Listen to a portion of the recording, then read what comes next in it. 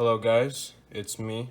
You may have noticed something different. We are on the bench today, and if you haven't figured out from the title, I am doing my very first FPV quadcopter build.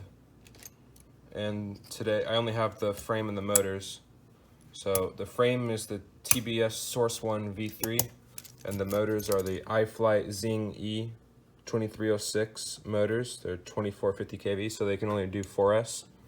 I mean, you can do 6S if you want, but you'll fry them. So yeah, let's get on with the build. This is going to be part one in a series of playlists of builds I'm doing. So yeah, let's get into it. So first of all, I'm going to start with the frame. So what you do for this frame is you take one arm, you take this bottom plate, and do you see, you measure them up with the holes right there. Do you see these two holes? Those have to be measured, aligned with right here. And so the larger screw is going to go through this hole right here. It's going to go through this arm. It's always a little hard to do the first arm, but then once you get the other ones in, it should be pretty easy. And then these are hex screws. So okay, so now we're going to tighten these up. Apologies for my bad video skills. I'm not a very good YouTuber. I don't make videos that much. And so the larger screw, okay, so the frame came with some larger screws, longer screws, some smaller screws. The longer screw goes through the closest one to the middle, and the shorter screw goes to the outer hole. And they should just screw in there.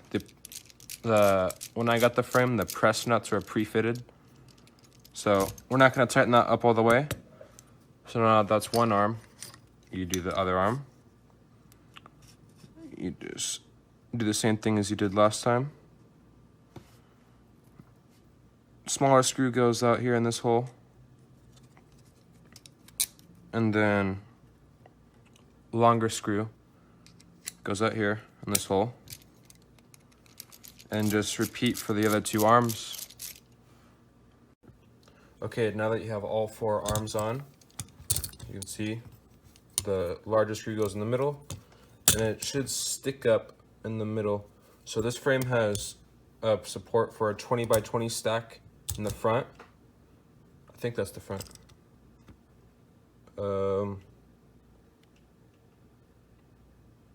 No, that was the back. Yeah, 20 by 20 stack in the back. It also has a 20 by 20 stack right here, these four holes in the middle. I'm going to be using a 30 by 30 stack though. I don't have the stack yet, that's why these videos are broken up, but yeah, so they stick out about that much. And the front 20 by 20 stack if you had like a special camera that you wanted to run there.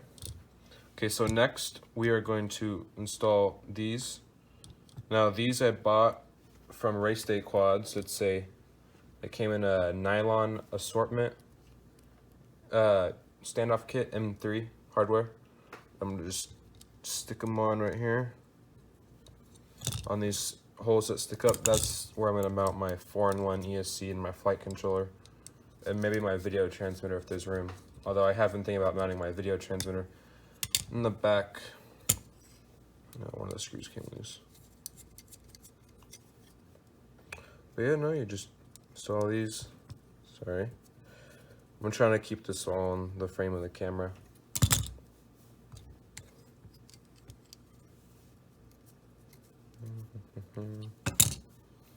Okay, once you have these nylon standoffs, these did not come with the kit, by the way. These did not come with the frame. This is separate assortment. Okay, these standoffs, however, did. These are aluminum standoffs. They came with this frame. So if you've noticed, there's all these holes that go from here, here, here, here, here, here, and here, here. You're gonna take, I think these are 10mm screws. You're gonna stick them through those holes, and you're gonna get these standoffs, and you're just gonna tighten them up on here. And there should be running across all the way over here. There's 4 holes on this side, 4 holes on this side, and in total that makes 8. See, I can do math. So yeah, once those are all installed, I'm going to install these off camera because it's really simple. So yeah, see you in a second. Okay, once you have all 4 of these, all 8 of these metal standoffs on the screws through the holes, next, they came with 2 camera plates. I'm gonna put these camera plates like this, with this little circle bit pointing forwards, and they just plug into these little holes right here. Mine, they're a little hard to put in. I've already put this frame together once.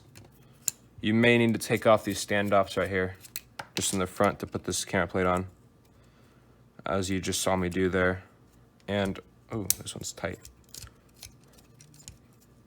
Yeah, they don't fit very well. They're pretty hard to put on. So now that once you have the camera plate, yeah, so it just fits in the hole. See how there's 2 bits sticking up? That's the top, and then there's 1 bit down here that sticks up that goes into the bottom part of the frame. And these are a pain to put in. All right, I'm just gonna put my standoffs back on right here. And then next we're gonna do the same thing for the other side. Again, you may need to take off your standoffs on this side, but I don't think I will because I remember one of them being really easy to put in. Yep. Okay, so now that you have your camera plates in, the direction does matter actually because you want them to both be even with each other, so that way the camera, this does support a full-size camera, by the way. I know for sure it does an analog because I'm going to be doing this on analog. I don't have enough money for the DJI Air system. Okay, so next we're going to put on our top plate. I've already taken the liberty of putting the battery pad on here.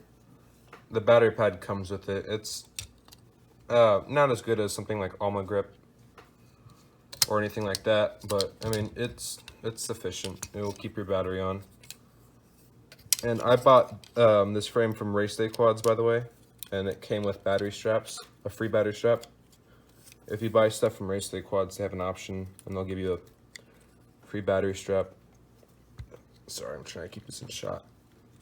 Man, that's a pain. The heck? Okay, I think I got it on. So yeah, make sure that those 2 bits line up with the holes on your top plate. And next you're just gonna get these screws and then put them on these holes right here. And then they're just gonna thread into these standoffs, and then your frame will be done. So I'm just gonna do all these screws up nice and tidy. After you've built your frame, I do recommend to go around with a screwdriver and just tighten up all your screws. Well, I'm gonna push down on there because my carbon fiber wasn't in all the way. But yeah, so you have 1 screw hole here, here, here, here, here, here, and here and here. Exactly where your standoffs are. And then once that's done, you should have a frame. And then next, we're going to install the motors. So I get these screws in.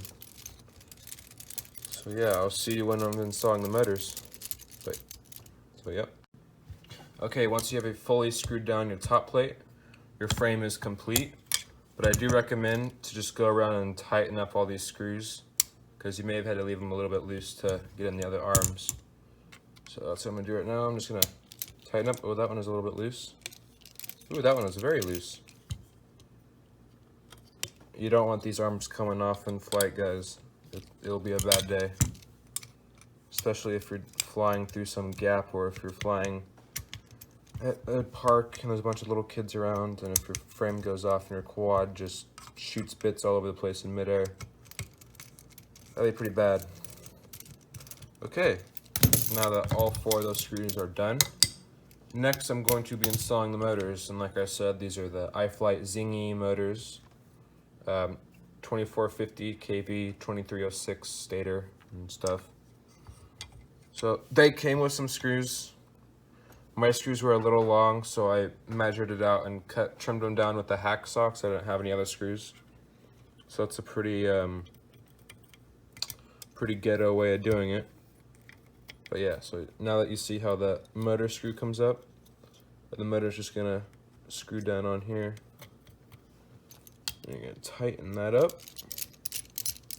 One thing to be careful of when you're doing a motor is that the screw doesn't stick up too far and touch the windings, because the second you feed power to that motor, it's going to short circuit to the frame, and you'll probably destroy your, you will destroy your motor, and you might blow an ESC. And it would just be a bad day, and something that easily could have been avoided if you checked your motor screw length.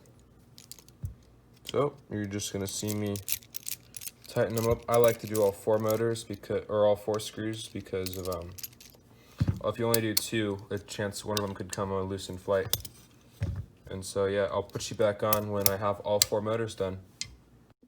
Okay, now that I am done with all 4 motors, and if you're following along, you will be too. Something I like to do is get some electrical tape and just wrap it around these wires, so that way when you're soldering them to your ESC, in my case I'll be using a 4-in-1, the wires won't be all over the place, and it's also just neater. Ugh, sorry. I'm doing my best to keep everything in frame. It's really hard to do when you have a camera in your way. So yeah, just gonna wrap electrical tape around all 4 of these wires.